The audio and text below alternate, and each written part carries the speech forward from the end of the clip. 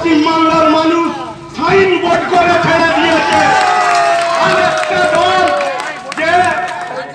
যে সিপিআইএম থেকে দাঁড়িয়েছে সে তো এই চড়াপাইলার মুখে মুখ দেখায়নি, সকাল হলে বেরিয়ে যায় কলকাতায় আর সারাদিন সে তার কাজে থাকে।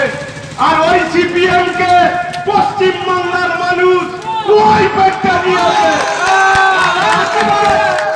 আমাদের যুব নেতা আলাকাশ মোর্শেদ যে আপনাদের সুখে দুঃখে সব সময় রাতে সকালে যখনই ডাকেন যাকে পান সেই আলাকাশ মোর্শেদ।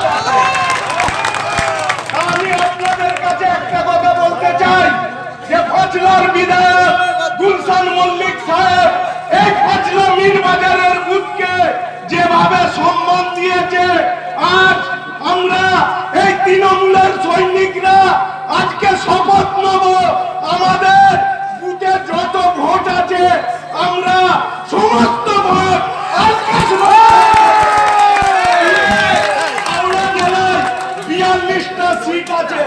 সেই 42টা সিটের মধ্যে আমি তো মনে করি এই বাবুরই বয়স কম, তা সেই জন্য এই হাওড়া জেলায় 42টা সিটে আমরা আলাকাশ মোর্শেদকে এত বিপুল ভোটে জয়ী করব। এই গুলশান মল্লিক হাওড়ায় গিয়ে বলবে আমি এমন একটা আমার সৈনিককে দাঁড় করিয়েছি যে হাওড়া জেলায় 1 নম্বর জিতে এসেছে। সেইটা আজ আমরা অঙ্গীকার করব। এবং আমি ওপেন মাইককে বলছি যে খালি আমাদের বুথে আমরা যে সমস্ত ভোট দেবো তা নয়।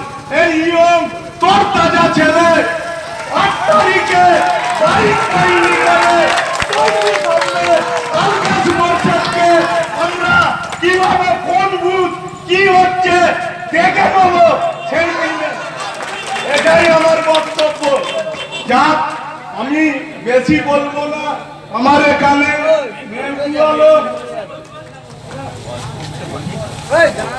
এখানে আছে আমাদের